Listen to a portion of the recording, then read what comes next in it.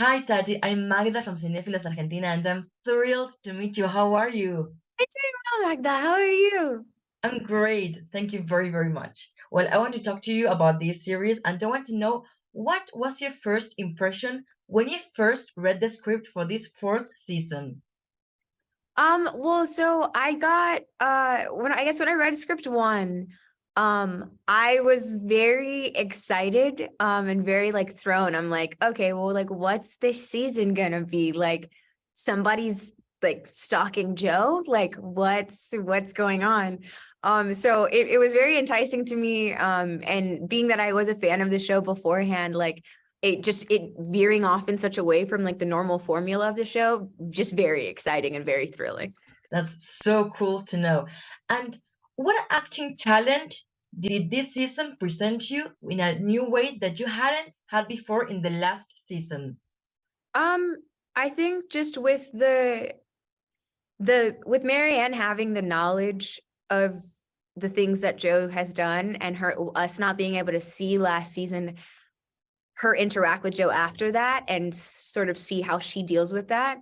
That was like my biggest challenge of having to carry and find the balance or figure out what the internal battle was for Marianne, being that she did love this person and now she knows that he's a psycho murderer. Like how does that affect a human being in the truest way? So that was definitely a huge challenge for me, trying to wrestle with those emotions. That's so cool. That must be a huge challenge. And speaking about your character, what similarities and differences do you find between you and your character? I mean, the biggest difference is that I'm not a mom. I hope to be one day, but I'm not a mom. But I feel a lot of kinship to Marianne. One being that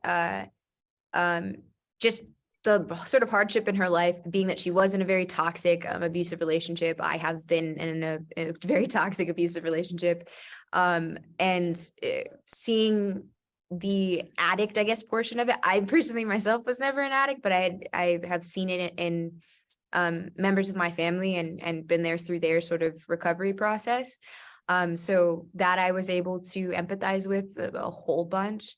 And more than anything, like Marianne's survival instinct. I think that she has an incredible survival instinct, that she is a fighter through and through. And I don't know if I'm as strong as Marianne, but I definitely strive to be. And I know that I do have a very strong survival instinct. So those are the ways in which I feel like I align with her.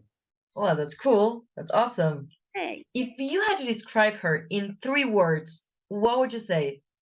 Hmm. Honest, um, survivor, um, and grounded. When it comes, as you as an actress, to composing your character, how much creative freedom do you feel you had this season?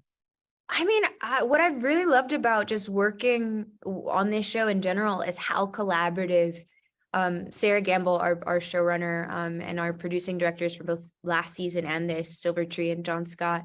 Um, I've been so grateful at how, yeah, collaborative they've been willing to be, that I never felt like I did feel that I had a say in things in general. So I do think that I got a little bit of freedom, or had the freedom to question or challenge certain things, which I really appreciated and always felt heard in. Even if like, agreement wasn't come to, I always felt understood in my I guess pitching of this thing, or like questioning that thing. So yeah, I do feel that both the last season and this season that I had um a lot of say in Marianne's journey, which was, yeah, not something you get a lot as an actor all the time. What do you think was the best part of being part of this show? The best part I think about being part of this season is being able to, I think, really explore Marianne in a different way, um, of seeing her outside of the bubble that was Madre Linda. Um, yeah, that was, I think, yeah, that I think is my favorite part. And just seeing Penn direct was also really cool. And yeah, I think one of my favorite parts of this season. Yeah, those are my favorite bits. If you could be Marianne in your life, for a day, what is the first thing you would do? Paint something. Yeah, I would spend all day on a canvas. Oh, that's Especially nice. with, Yeah. yeah, with that talent, like what? Like I'd be able to paint all the things that are in my mind. Um, Amazing. That's so cool. That's yeah, so cool. yeah. Or like, and particularly, I mean, I love Dallas. Dallas guy who plays Juliet. Like I spend days with Dallas already as it is. So I mean, just spending a day with Juliet, I think would also be really lovely. Yeah, that's an amazing plan. And how was the typical day on set? Every Okay. day is always going to be different. I mean, I have my ways of starting my day in general. Like I have a playlist for every one of my characters.